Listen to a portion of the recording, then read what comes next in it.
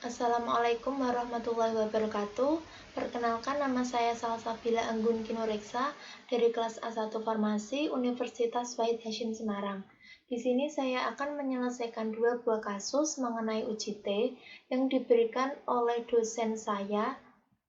Ini untuk kasus yang pertama, pH emulsi, dan yang ini untuk kasus yang kedua, yaitu merek minuman lokal dan kadar sakarin. Uji T adalah uji parametrik yang mana syarat parametriknya harus terdistribusi normal dan homogenitas.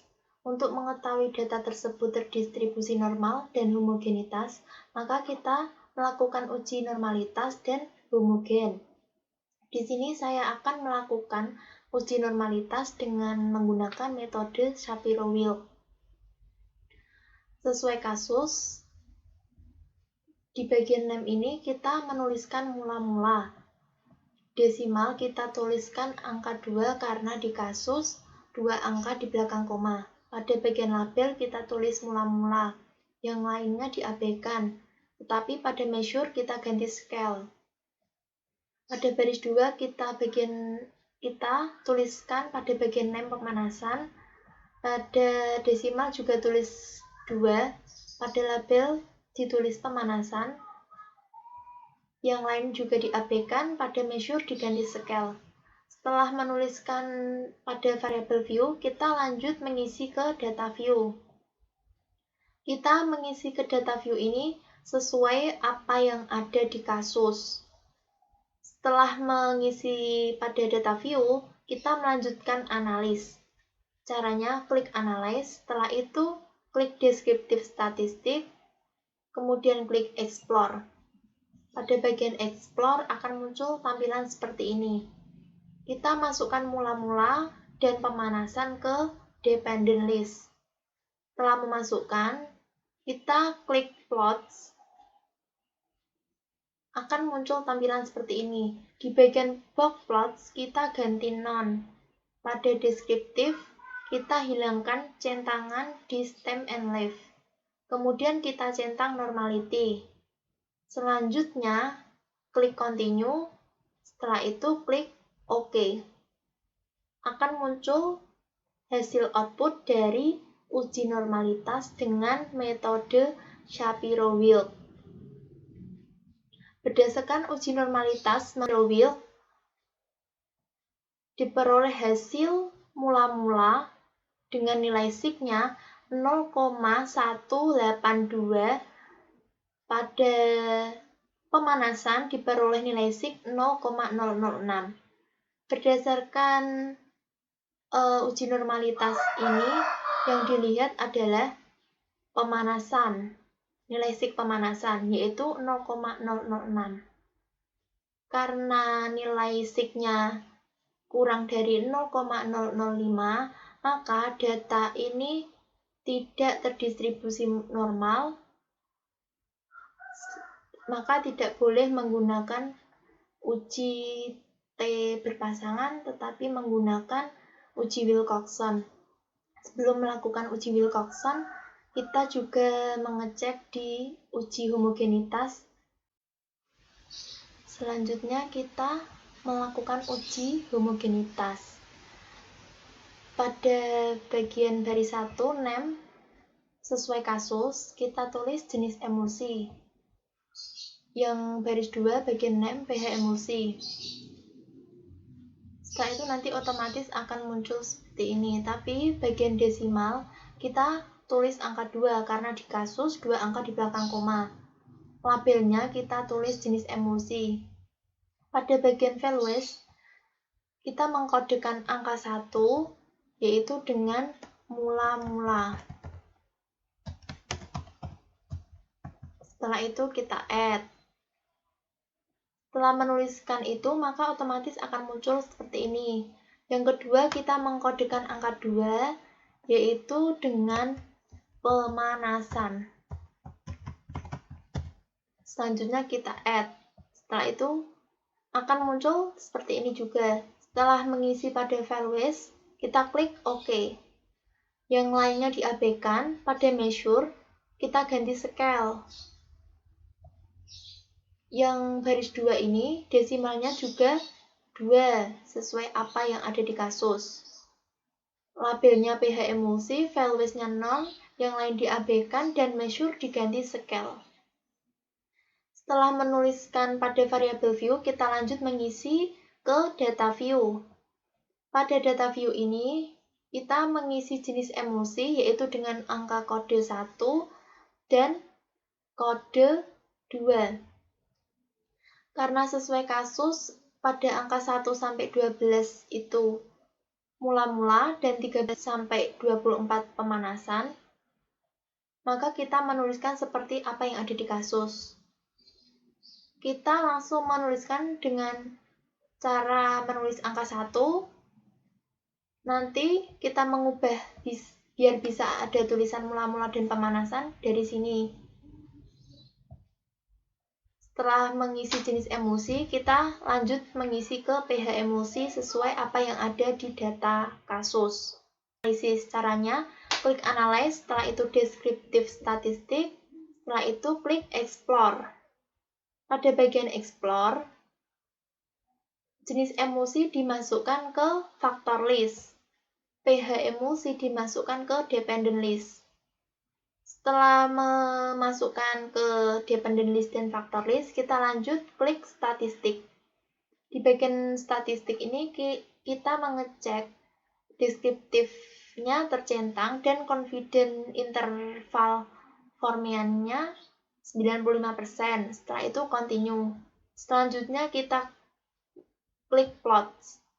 Pada bagian box plots, kita ganti none, dan bagian deskriptif, kita hilangi centangan yang ada di deskriptif ini. Setelah itu, pada bagian spread ini kita ganti power estimation, setelah itu continue.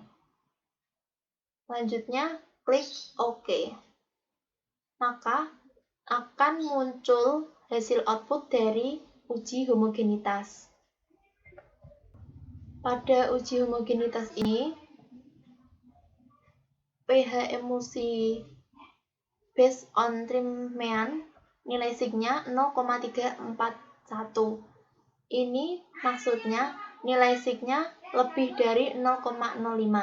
Karena tadi yang uji normalitas kurang dari 0,05, maka data ini tidak terdistribusi normal, karena jika ada salah satu data yang kurang dari 0,05, maka data tersebut dilanjutkan dengan melakukan uji Wilcoxon. Pada rata-ratanya, pH emulsi rata-ratanya 4,5375, sedangkan rata-rata pemanasan 3,9725. Jadi, terdapat perbedaan antara rata-rata pH emulsi dan rata-rata pH pemanasan. Yang lebih besar adalah rata-rata mula-mula pH emulsi mula-mula. Setelah itu kita melanjutkan uji Wilcoxon. Selanjutnya kita melanjutkan uji Wilcoxon. Uji Wilcoxon ini merupakan uji non-parametrik dengan data yang dikumpulkan dari dua sampel yang saling berhubungan, tetapi tidak terdistribusi normal. Langsung saja sesuai kasus, pada bagian name, baris pertama kita menuliskan pH mula-mula. Selanjutnya, ke desimal ini kita menuliskan angka 2, karena yang di kasus 2 angka di belakang koma. Labelnya pH mula-mula, yang lain diabaikan, dan pada bagian measure jangan lupa diganti scale. Pada bagian name baris kedua ditulis pH pemanasan. Desimal juga 2 karena di kasus 2 angka di belakang koma.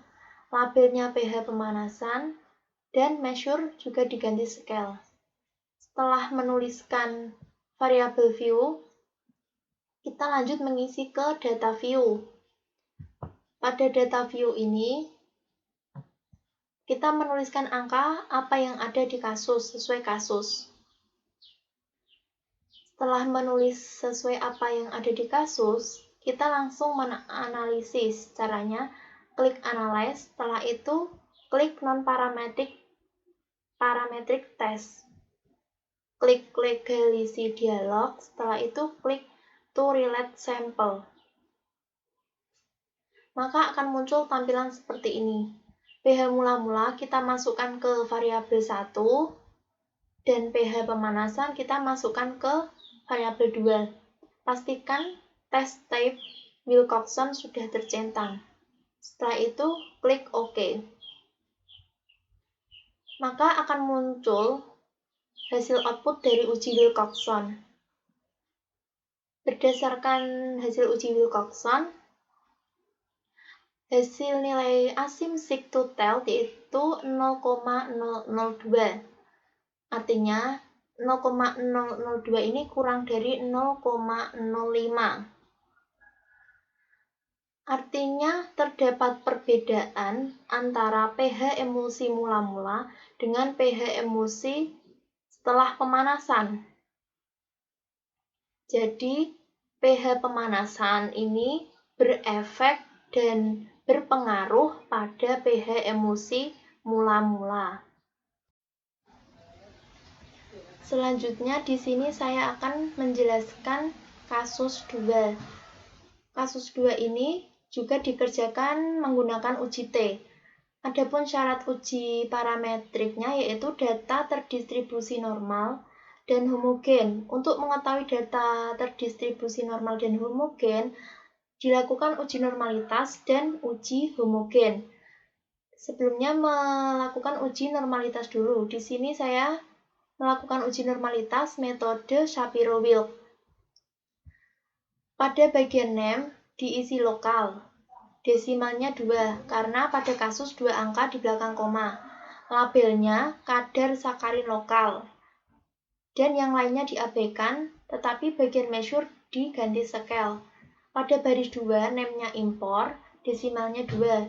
Karena di kasus juga pada impor ini 2 angka di belakang koma. Labelnya kadar sakarin impor, yang lain diabaikan, dan measure-nya diganti scale. Setelah mengisi variabel view, kita melanjutkan ke data view.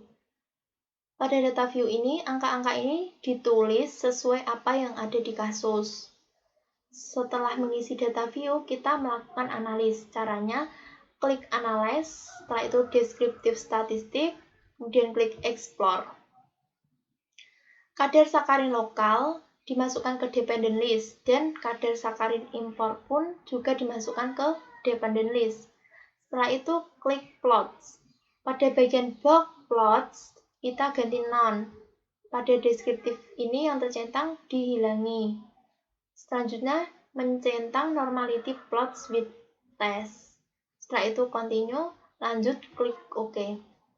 Setelah melakukan analisis, maka akan muncul hasil output dari uji normalitas menggunakan metode Shapiro-Wilk.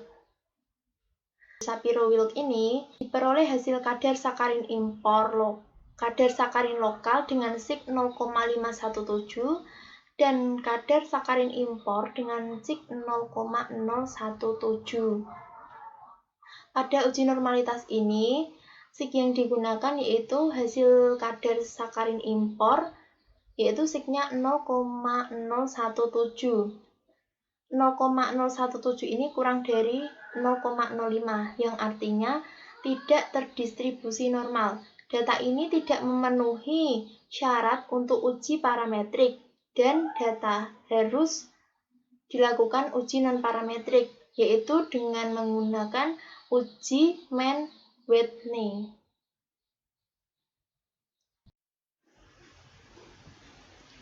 Selanjutnya, saya akan menjelaskan uji homogenitas. Pada bagian name ditulis merek minuman. Desimalnya 0 karena merek minuman itu termasuk jenis kualitatif.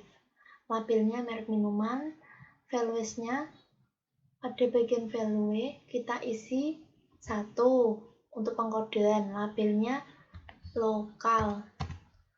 Setelah itu kita add. Maka nanti akan muncul 1 sama dengan lokal, Yang kedua, kodenya 2, labelnya impor. Setelah itu kita add, maka nanti akan muncul 2 sama dengan impor. Setelah menuliskan values, kita OK. Yang lain diabaikan, pada bagian measure tetapi diganti scale. Yang name pada baris 2 kadar sakarin, labelnya kadar sakarin.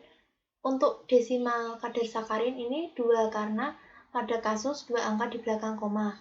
Value-nya non, measure juga diganti scale. Setelah mengisi pada variabel view, kita lanjut mengisi pada data view. Pada merek minuman ini 1 sampai 20 itu untuk merek pengkodean 1 dan 21 sampai 40 untuk pengkodean 2. Ini kita ubah gini.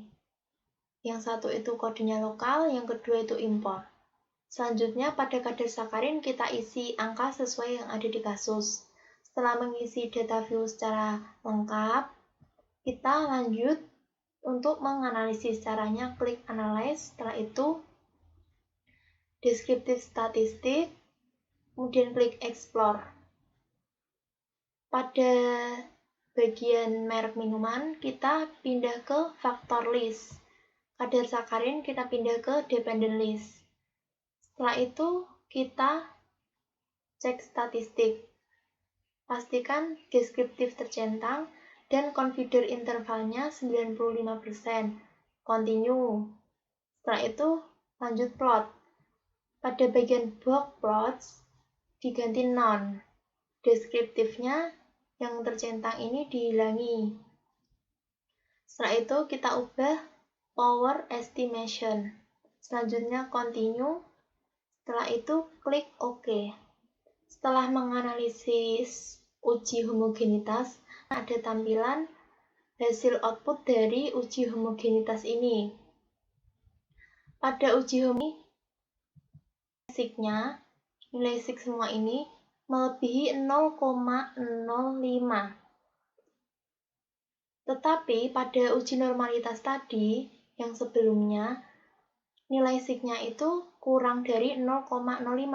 Maka data ini tidak terdistribusi normal. Selanjutnya kita melakukan uji Mann-Whitney karena ada salah satu data yang tidak terdistribusi normal. Pada uji homogenitas ini terdapat nilai mean-nya. Pada kadar lokal, nilai mean-nya 0,5870.